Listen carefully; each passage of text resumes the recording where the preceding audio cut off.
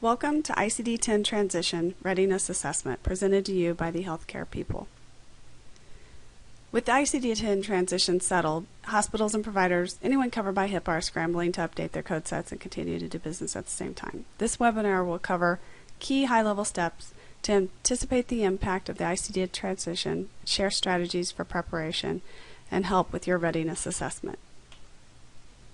The readiness assessment, we have 4 high-level steps to get you prepared for the readiness assessment.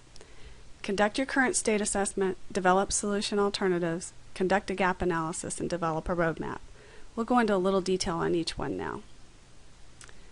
The assessment areas that each of these areas are going to hit, of course, are EMR, decision support, report generation, ancillary systems, revenue cycle tools, interfaces, and enterprise analytics and business intelligence.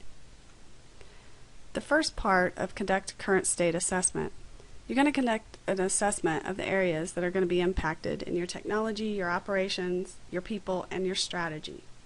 Evaluate all the functions that currently utilize ICD-9 codes and understand what will change.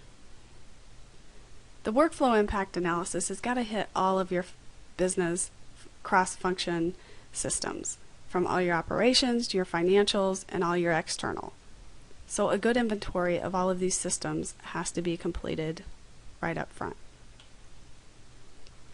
The technology impact analysis basically needs to answer the following questions. What applications, databases, interoperability feeds, and reporting are impacted by ICD-10? How pervasive, invasive is the impact of ICD-10? Will ICD-10 change the vendor-supported or required in-house changes? For a vendor-supported system, is there an acceptable upgrade remediation path, or will the systems need to be replaced? What are the vendor-related and internal actions required to prepare for and conduct further migration? Know how much is going to have to be budgeted, and know how it's going to hit your internal resources. Or are you going to have to try to get some extra resources in to help you accomplish it? What is the estimated timeline, level of effort, and anticipated cost? And then the next one, the staffing resources are needed to support multiple replacements and upgrades. How will the IT department sequence system replacements, upgrades, and conduct unit and integration testing? Those are all very important items you need to keep in mind as you're going through each step of the technology impact analysis. Then you're going to need to communicate. The communication with your vendors, all your clearinghouses, your billing services. You need to know what they're doing with ICD-10. Are they going to be ready? When are they going to be ready to start testing? And are there going to be costs associated with you getting these upgrades and so forth? Talk to the payers about any contract negotiations that may need to be done as a result of moving to ICD-10 code set. You need to ask about review, auditing, coverage, and medical policy changes, and impact on coverage decisions and reporting requirements. Look at your solution alternatives. Be prepared that you're going to have to change maybe some of your systems or the way you do some of your current transactions. Evaluate the options for implementation and compliance. Focus on competitive advantage and strategic imperatives to support evaluation. Select future state solutions that best meet your objectives and constraints. Develop more detail on the technology, operations, and people impacts of the solution. And develop a budget for the implementation, including personnel and capital. Just be prepared. You won't have to do it in all areas, but there could be some areas you need to be prepared. Once you're completed with that, you're going to have a good idea of where your gaps may occur.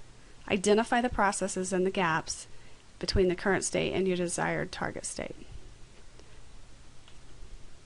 The next step is going to be developing your roadmap. Know that you need to include a roadmap that separates the 50-10 and ICD-10 compliance timelines. Determine the best approach for education, training, and change management. Plan for modifying systems to accommodate code structure in all functional systems. Plan for modifying business processes to manage revised components of the value chain. Determine approach and timing for updating analytics and reporting to the support effort.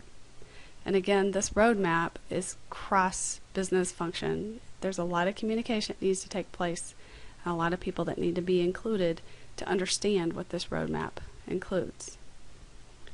So the point is, play offense, start now. You can take little chunks now to get to the end goal of October 1st, 2014, to be prepared to make the switch. Know that the impact analysis is probably going to take you 3 to 6 months to complete. Just contacting your vendors, 2 to 3 months to complete. Contact your payers, billing service, and clearinghouse, again, 2 to 3 months. Getting your installation of your vendor upgrades, another 3 to 6 months. Internal testing, updating internal processes, conducting staff training, those are all 2 to 3 months. So starting now gets you on that path. Many of these things can be done concurrently, but some need to be done in sequence. That completes the presentation on ICD-10 Transition Readiness Assessment. See our other webinars on ICD-10, Anticipate the Impact, and Successful EMR Go Lives. If you have any questions, please give us a call. Thank you.